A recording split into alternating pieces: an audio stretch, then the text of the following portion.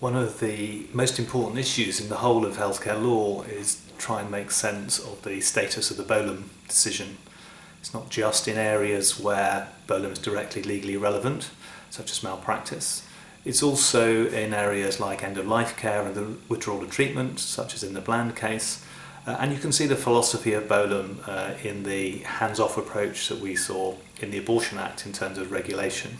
What lies behind it is a degree of trust in the health professions, and in particular a belief that the standards that should be set need largely to be set within those professions, not from outside of them, which is not to say that we don't all have an interest in those standards, but that they need fundamentally to be set as a form of peer review.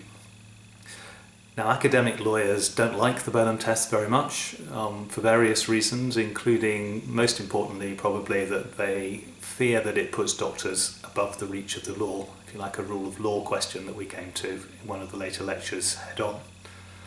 Now, we tried to test out where the judges might sit on that by taking three of the most important articles around the move away from Bolam, the claim that the judges have come to realise that Bolam is deeply problematic, and initially through the Bolam gloss have tried to establish greater intervention by the courts. And we considered the types of intervention that people like Rachel Mulron have identified as being appropriate and supported by the case law. And we asked ourselves the question by a review of recent cases, what, if anything, has really changed? So the academic lawyers like to think that we have taken a major step towards greater judicial control of the health professions.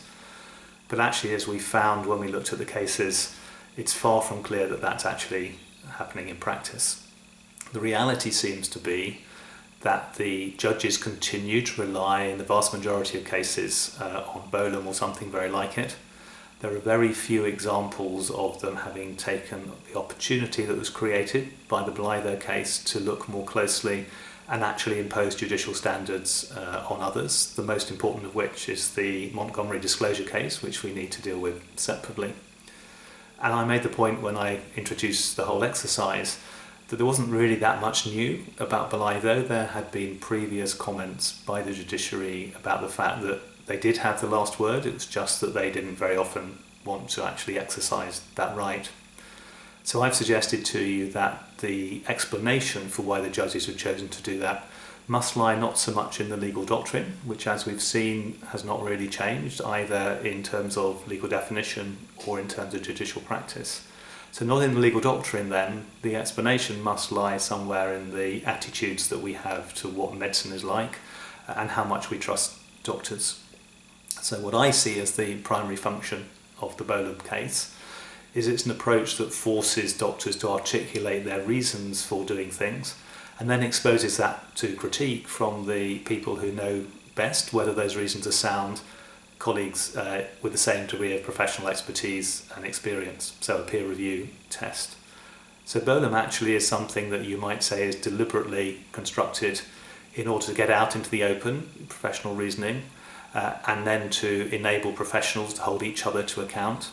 It's not really a technique for applying legal standards to doctors, but if we were to apply legal standards to doctors, then we need to be confident that the judges understood those issues and were developing appropriate standards. But where would they go for that other than to health professionals?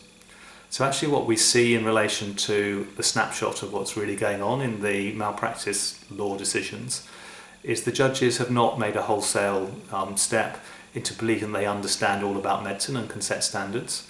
We do see a little more interest in that, but fundamentally we need an account of why the Bolam approach, the idea that doctors probably do know best about medical standards, even if they also make mistakes and don't always apply those in every case.